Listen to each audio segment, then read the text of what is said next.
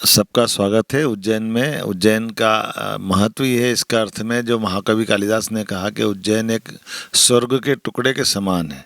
हमने अपने इस मृत्यु लोक में स्वर्ग की कल्पना अगर की होगी तो साक्षात स्वरूप अगर देखना है तो उज्जैन आकर देख सकते हैं। महाकाल लोक का जो नज़ारा है वो अपने आप में हमको उस स्वर्ग लोक में ले जाएगा जिसकी आपने केवल कल्पना की होगी। लेकिन मैं आपकी जानकारी के लिए और बताना चाहूँगा, उज्जैन आने का अर्थ, अगर आपको पृथ्वी को समझना है तो उस पृथ्वी का लघु रूप उज्जैन है। ये उसी प्रकार से जैसे सप्त सागर, 7 महाद्वीप हमारे यहाँ सप्त सागर रूप में है। 84 लाख योनियों का हमारा शरीर, तो 84 महादेव यहाँ पे है। किसी को तंत्र मंत्र से पूजा करना तो काल भैरव का मंदिर उपलब्ध है, गढ़कालिका का मंदिर।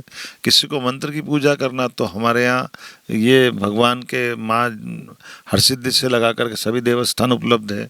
किसी को कोई देवता में विश्वास नहीं करना है तो हमारे यहाँ हरतरी की गुफा उपलब्ध है, जो किसी देवी देवता के बजाय योग को अपना सब कुछ मानती है। कि जिस भी क्षेत्र में जाना चाहे, जिस भी धर्म में जाना चाहे, बल्कि उज्जैन का भी अगर अपन क्षिप्रा जी का स्वरूप भी देखें तो क्षिप्रा जी उज्जैन के चारों तरफ उसी प्रकार से घूमती है जैसे हमारे कमर पे पट्टा बना हुआ। और ये जितने देवी देवता बैठे हैं वो मर्जी से नहीं बैठे हैं। देवी देवता भी उस नदी की उस धारा के आधार पर ही उनकी अपनी स्थिति मंदिरों की है। इसलिए जिस दिशा में नदी माँ क्षिप्रा जी ने अपना प्रवेश किया उस दिशा में नवग्रह की स्थापना होती है।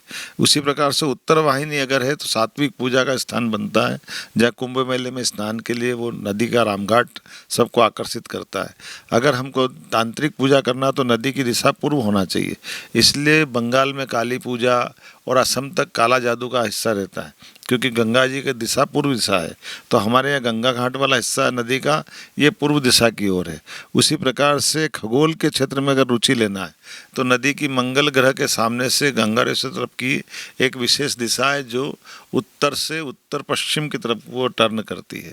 इसी प्रकार से पितरों की पूजा करना है तो वो हमारी अपनी वर्तमान में पश्चिम से उत्तर की तरफ जो दिशा नदी की आती है वो हमारे सभी सिद्धनाथ के मंदिर की तरफ ले जाते हुए पितरों से जोड़ने का प्रयास करती है।